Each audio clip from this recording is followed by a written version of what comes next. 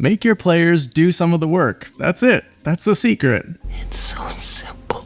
But how do you do that? We often hear that D&D is a collaborative storytelling game, but in the official books and adventures, there isn't a lot of guidance about how to actually make it more collaborative. So today, I'm going to give you a bunch of ways to get your players more involved in telling the story and building the world, which will make them more engaged and make things easier for you, including a great way to make travel more interesting with collaborative storytelling, and some ways to offload certain admin tasks to your players, which will make the game more fun for them and less work for you. Are you already seeing the theme here?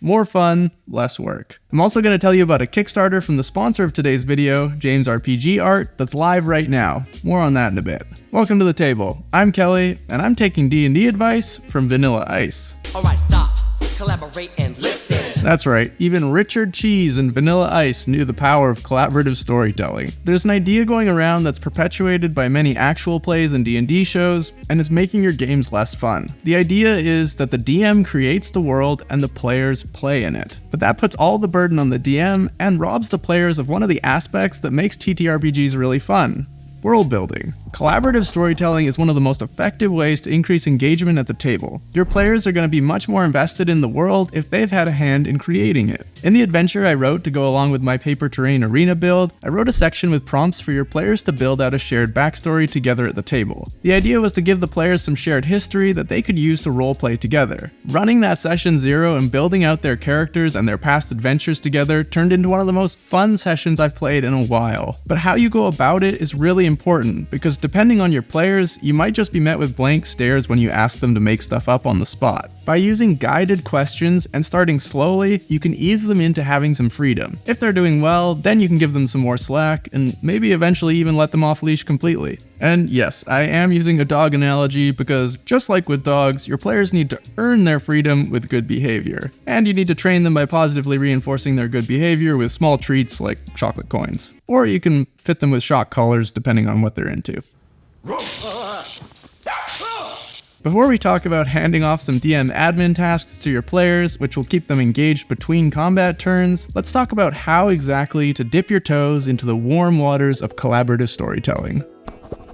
Asking your players to describe their own actions in a bit more detail is an excellent starting point. Most famously used by Matt Mercer with "How do you want to do this?" When someone delivers a killing blow on Critical Role, Matt asks the players to describe how they go about it by asking, "How do you want to do this?" You can use whatever they say as a jumping off point for your narration, enhancing their idea. If they say, "I cut the ogre's head off," you can bring their idea to life. Sweat dripping off your brow, your muscles ache from heaving this greatsword. The smell of death is all around you, but you summon your strength, dodging a swing from the ogre's club. Catching it off guard, you cut through its thick neck in one blow. The body hits the floor like a boulder hitting the earth, and the head rolls to your feet.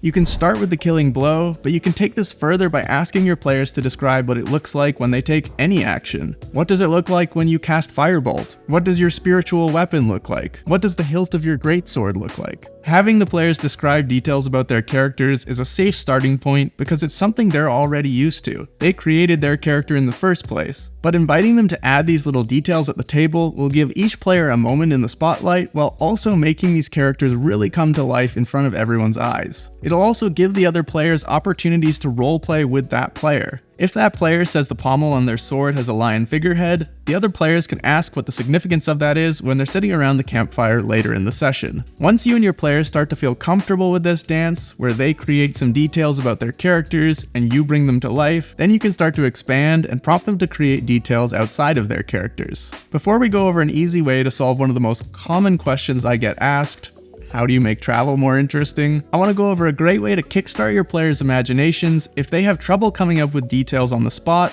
and that's with art. Like art from the sponsor of today's video, James RPG Art. James paints beautiful scenes that you can use to inspire your players and bring them right into your world. For some players, it can be difficult to imagine details from nothing, but looking at a scene of a city, town, or dungeon can give them a starting block to build off of in their imagination. James has a huge library of scenes that are available on Patreon and at jamesrpgart.com. There are packs of scenes to accompany many of your favorite campaigns, including a huge 60-scene pack inspired by Barovia Ophelia and the Curse of Strahd. Some of the scenes are fully animated already, but James has launched a Kickstarter to bring all 60 to life with cinematic animations, as well as a companion book. The companion book will contain prints of the art, as well as additional content like rumor tables and random encounter tables. Included in the Kickstarter is also a massive soundscape pack, as well as canvas prints of your favorite pieces. If you're running Curse of Strahd or any Gothic setting, then this collection is one of the best ways to increase immersion at your table. You can also keep scenes and use them in future games to inspire your own homebrew fantasy locations, or to inspire your players to build out details and locations in any world. The Kickstarter went live on May 6th, check it out at the link below. One of the most common questions I get asked in the comments or in any Q&A is, how do you make travel and exploration more interesting? Recently, I read Return of the Lazy Dungeon Master by Michael Shea, also known as Sly Flourish. There is so much good stuff in this book, I'll be doing a whole other video on it. I can't recommend it enough. But an incredible tip from the book, which is also an article on the Sly Flourish blog that I've linked down below, is to use travel scenes as a collaborative storytelling opportunity. Oftentimes, it can be difficult to balance making travel feel significant, but not make it feel tedious with random encounter after random encounter. If you don't have something specific you're trying to communicate to your players during a travel segment, but you still want to add some weight to it, try asking one of the players to describe a challenge that the party faced along the way.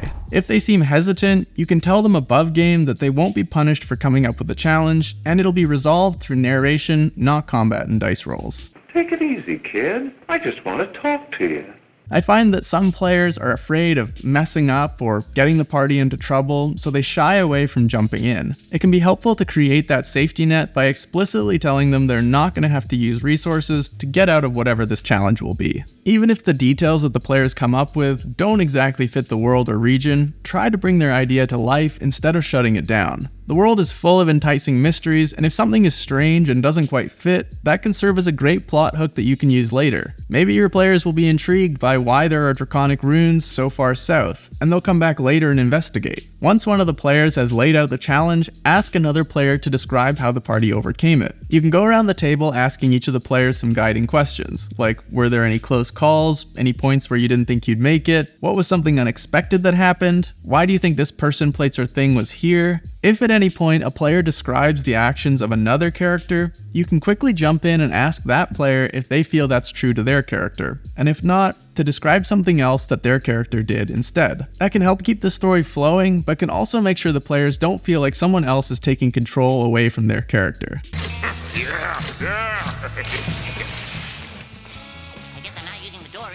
If you have any information that you want the party to find along this journey, you can narrate them finding the information during the challenge that they face. It's a very cool experience as a player to create some detail in the world and then have that become cemented in the world by having it tie into the main story. It validates your idea and it makes you feel like you've contributed in a meaningful way. After you've had some fun narrating this challenge and its resolution, the players can arrive at their location. Congrats, you've done a bunch of good things and it didn't take any planning or prep. You've provided a break in the game by switching up the typical flow, which will help refocus your players. You've increased their immersion and engagement in the world by allowing them to create a piece of it. You've created a meaningful travel sequence, and maybe you've even given them another clue or piece of information to help further the main plot. Once you start looking for these opportunities to let your players build the world, you'll start seeing them everywhere. When you introduce new NPCs or reintroduce old ones, you can ask a player to describe an unusual detail about them. During combat, when a player goes to make an attack against a creature, you can ask them to describe something unique about that creature. Now each of your goblins are unique on the battlefield, and you didn't have to think of a distinguishing feature for each of them. You can also extend this to location descriptions. Having your players design their own home base will make them that much more attached to it. But you can also ask them to help build out other locations that they interact with. What's something unusual about this tavern? What's an interesting feature inside this tomb? There's a massive statue in the town square. What's it depicting? What's the significance? This really is a cheat code. It makes the game more fun for the players and less work for you. It does, however, require you to use and practice a very important skill: sharing. It's mine, you understand? Mine! All mine! It can be difficult at first to loosen your grip on your world a little and open yourself up to other ideas, especially if you've put a lot of work into building out your world. I totally get it. You painted a beautiful Bob Ross landscape and your players came in and put a green handprint in the middle and called it a tree. We don't make mistakes. we have happy accidents. But that's why it's so important to start slowly and ease your way into this collaboration. It's not just for your players' benefit, it'll also allow you to practice loosening up and getting used to other people creating in this incredible sandbox you've built. It'll also give you practice with transforming their ideas into rich details, taking that green handprint and transforming it into a beautiful oak tree, twisted and gnarled and full of rich history and juicy secrets. Your world will be better for it because your players will come up with things that you could never have anticipated, and it'll spark your inspiration in ways that you could never have accounted for. It'll result in this beautiful cycle of endless inspiration. You'll all hold hands around the table and sing, and then the heavens will open up and Mordenkainen himself will come down and kiss each of you on the forehead. Or it'll just make your game good. Either one. Now that you're fully on board with making your players do the work for you, let's quickly talk about a few admin tasks that you can pass off to them that'll make things easier for you and less boring for them. Calendars. I like having a calendar in my game because I like to tell players how long it's been since this thing or that thing has happened. And inevitably to say, remember how we've been playing this campaign for a full year IRL? Well, it's actually only been a month since your characters met. What year is it? It was brand new. But I find tracking a calendar very tedious and it often falls by the wayside. It's the perfect thing to pass off to your players. Either print out a calendar and have them write important events in the boxes and then cross out a box every long rest, or use something like fantasycalendar.com if they prefer a digital option. There are a number of things during combat that you can give to your players so they have things to do between their turns and it's less for you to juggle. Initiative is an easy one to pass off. I use improved initiative, so I don't need help tracking the order, but having someone in charge of letting the players know whose turn it is and who's coming up next is very helpful.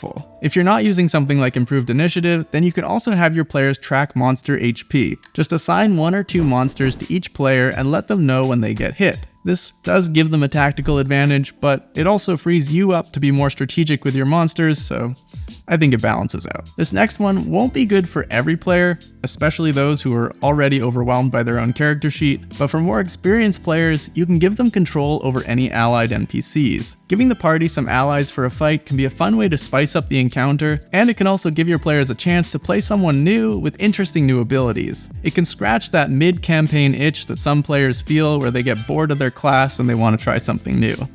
Timers. If you have timers going for something in combat, like something is going to happen after X number of rounds, hand that off. Give your players a dice or something physical to use to keep track of it, and collectively they can remember to decrease the timer each round. Now that your players are taking some of the work off your plate and having more fun because of it, you'll have more time and brain capacity to make your encounters even better. You can check out this video here for the 8 things that I did to take my boss encounters to the next level and give my players the campaign ending they truly deserved. I appreciate you.